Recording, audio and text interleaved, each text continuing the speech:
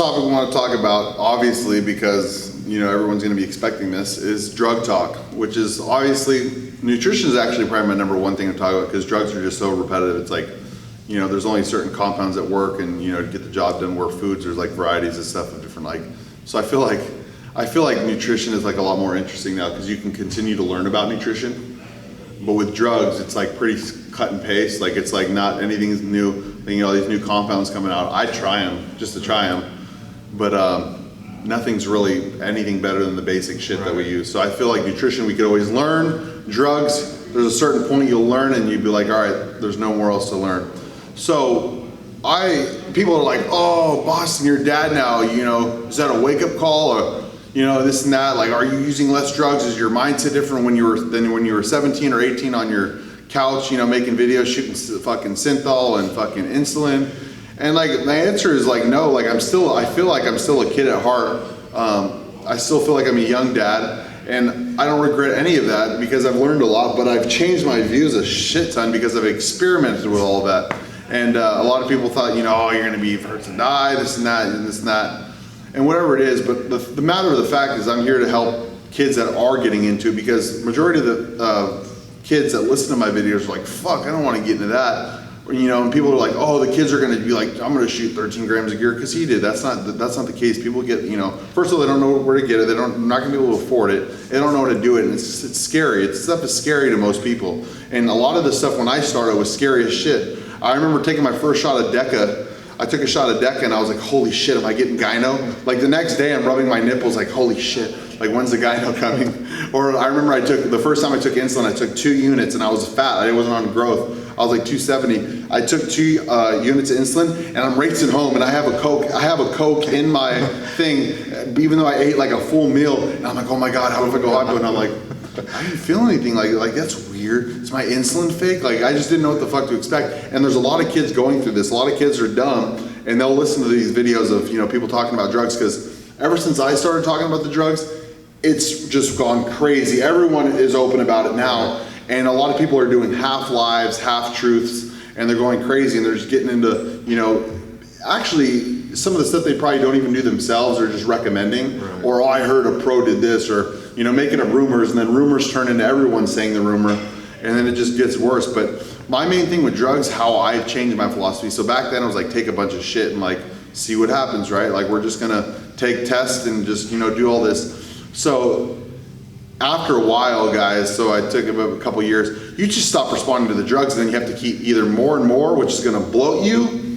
You're gonna feel like shit. So you can't keep raising the drugs, because your blood work's probably gonna look like shit, which means you're gonna feel like shit, which means you're gonna sleep all day, which means you're not gonna be motivated to train. So if you're not motivated to train and you feel like a slug, you can take all the drugs in the world and you're not gonna grow. A lot of drugs kill appetite. If you take too much drugs, you're gonna go toxic.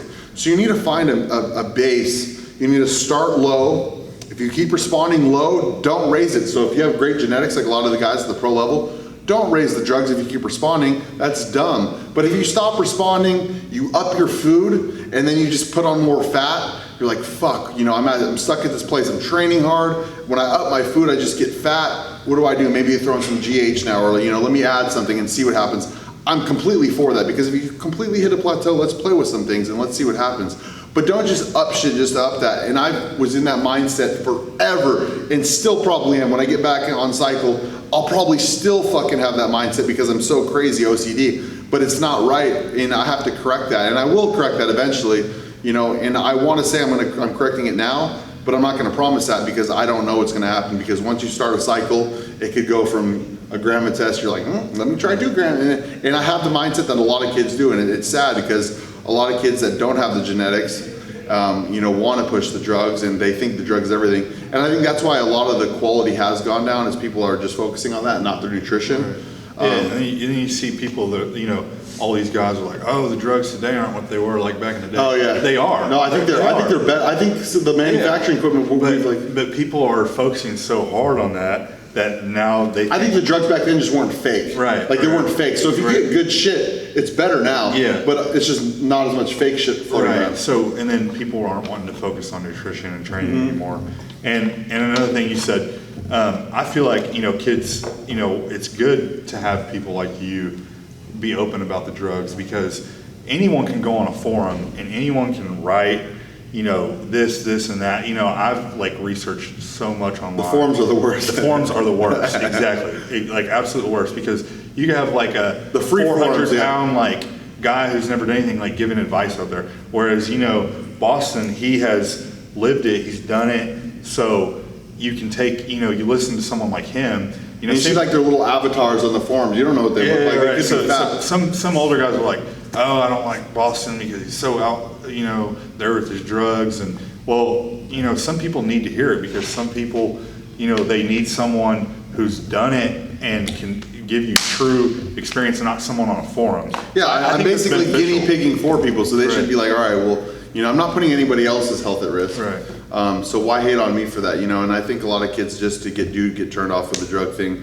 And I want to talk about pre-contest drugs a little bit, because in 2015 I looked my absolute worst, and I took the most drugs in my life. I was pounding 3 cc's of Primo a day, 3 cc's of Tren a day, 3 cc's Masteron a day. I was doing D-ball, Anadrol. It was the most drugs I've ever taken in my life. I got up to 22 cc's every day of gear, not oil. The oil maybe on top of that, of just gear combined of water-based, oil-based, and I was finding ways to put the shit. And I was hurting so bad that I was having to take 2 Tylenol and like 8 or 9 ibuprofen just to get to the gym, because I was so in pain from the shots. But I kept thinking more is better, and I looked my absolute worst. I kept raising my testosterone, kept adding more shit, and I kept continuing to get worse because these drugs aromatize, right. And you can't combat it with certain, there's side effects to every drugs, but you just can't keep adding on top, because then you're just, you're kind of combating at once, and you're just gonna look like shit. So I wanna make it clear that obviously more is not better. Obviously some drugs you could get away with more, and it may change your look a little bit, but more drugs, like in a general, is not better. I did my last show, I looked my best. I did a 12-week prep. I was simple. I started off with a couple basic compounds that I knew worked, and then getting close to the show, 8 weeks out, I added in the hardeners. I didn't go crazy high with the dosages. I started low, and every week I would up my milligrams by like 25 or 50 every week, because I kept responding that way. Because if you keep taking the same drug, the same dose, you just stop responding. And I looked my best at my lowest. I ran more drugs for the Contra Costa in 2013 than I did my other show. So putting on muscle, as you know, food. You could look, natural guys could put on a good amount of muscle with just lifting heavy and food. So putting on muscle, and I saw one old school interview of a bodybuilder. He said, I never use, and this guy's a good pro bodybuilder. He's like, I never use steroids in the off season to put on muscle. He's like, I used steroids to preserve muscle when I was dieting. And I kind of like what he said, because it's true, because you can actually put on muscle naturally if your hormones are in place. If you're abuse steroids the rest of your life and you just come off and your levels are like at 100, obviously not. But if you have good, naturally high testosterone levels, your IGF's in range, you could put on a good amount of muscle naturally. Obviously you'll hit a plateau, and your best growing years are probably your teenage years, but you can't just keep, you know what I mean? And like, that's the thing is, people think, oh, drugs put on muscle. No. The food does. So if you take too much drugs and you can't eat, lower the fucking drugs, get off the drugs that are making you feel bad. Because if you feel bad, you're not gonna train, you're gonna sleep all day, you're gonna miss meals. So the main thing is finding a cocktail where you feel good, you can get in the gym, you could still train, you could still recover, and you feel healthy.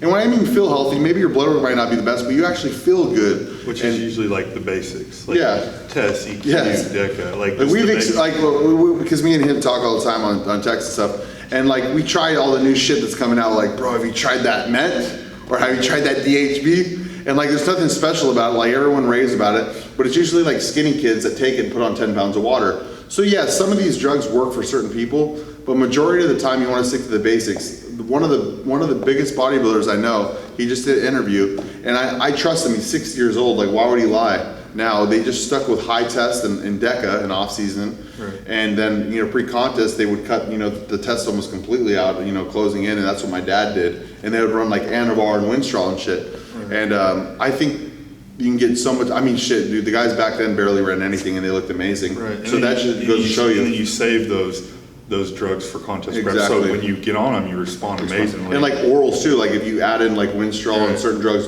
you're gonna respond better. Especially orals. That's a good topic too, because orals, as you know, hurt digestion. Right. They could constipate you, fuck with your stomach. You'll be toxic. You don't want to eat. Sleep. But when you're pre-contest and you're in zone in mode and your food's at low it's not going to affect you as much because you're not pounding all that food. Right. And it's just a couple weeks. Now, if you're running a year round and then you get to contest prep, you know, you're going to be super toxic by that time. So you can get away with it in like short spurts. Right. Yeah. I used to be, you know, I think like, you know, orals were like okay in the off season. I was like, oh, as long as your liver's in check. I do think oral in the off season for like 6 weeks is okay every once in a while, but I'm to the point where, you know, I truly think that you save the orals for prep because you can grow off of you know, your basics, like you said. And you know, the best I grew was test and EQ for 5 to 6 weeks with Dave, and then test and DECA. And I wasn't even on oral, but I was hitting food like every 2 hours. Right. I was eating like 50 protein, 15 fat, 50 carb of clean foods every 2 hours. And I was like, you can go into the bathroom. I was going to the bathroom 4 times a day, and everything was just in and out, in and out, in and out. The minute you add orals and you stop going to the bathroom, your stomach's bloated, and we all know I get the crazy distension. And I stay on orals. I'm not gonna lie, I stay on orals year round. Every like 4 weeks I'll change it, and I won't probably do that again because I get that crazy distension, and it's a combination from the GH, the insulin, and the orals, and then it just gets bad because then it just keeps getting worse and worse. Right. Yeah, I know. Dave had. I was watching one of his interviews the other day, and someone was like, you know, why haven't they came out with, you know, new steroids? It's been the same ones, and he said, why would they? You know, everything that is out works. Well, and also there's no money in it anymore. Yeah, there's nobody's gonna research that. Yeah, exactly. So, but you got like veterinarian drugs like EQ and Winstrol. Those were always there, and you're not gonna add. They're not gonna add any. They're gonna add stupid shit like molecules off. Right. But they're never as strong. Like, oh, have you tried this? It's molecules off of Winstrol or pro. What do they call them? I guess those are considered pro hormones, and they convert in the body or whatever. And some pro hormones are just retarded strong because I think they just convert like at a crazy rate. But like Superdrol is considered a pro hormone. But they make you feel like shit. Right. And like you said, in off season, I think the 2 most important things is appetite and digestion. You have to have those on point. And so if those aren't on point, I've fell victim to like every off season. I'm like I'm eating everything. I'm getting my calories up, and then I'll mess with my digestion, you know, and my appetite will go, out the window. And like fiber, digestion, all that stuff. I think you have to stay on top of that, and the off season is so important because you're not digesting food. Those nutrients aren't working in your body. And then you probably digest it. Like if you eat your pre-workout meal at like let's say 2 p.m. and then you're not digesting until you're sleeping. Right. What did that do? Exactly. And people wonder like, I don't get any pumps in the gym. It's like, well, you're probably not even digesting until you're asleep. Right. You know what I mean? So how do you feel about digestive enzymes? So digestive enzymes, in my opinion, I think if you're eating a lot of protein, which a lot of guys use, and you feel like you're a little gassy and you need a little help, I think they're great. There's only been one that's actually worked really good for me, and that was the CVS brand, and I think you've tried that one too. And I had a client, and I've never really had too much luck with digestive enzymes from like bodybuilding.com and stuff, but they were great. Those ones from CVS. And then there's also fiber. If people don't want to take psyllium husk, you can get like cellulose gum, tabs or whatever. That actually I think it's called like cellulose something, and that excretes well too. But yeah, basically that's it, and then that's the majority of the drug talk because it's pretty simple. You could always learn with nutrition, guys. Drugs, there's like you learn and then there's nothing else to learn. But you want to learn more, but there's nothing to learn, so then you just start trying stupid shit and then get like toxic.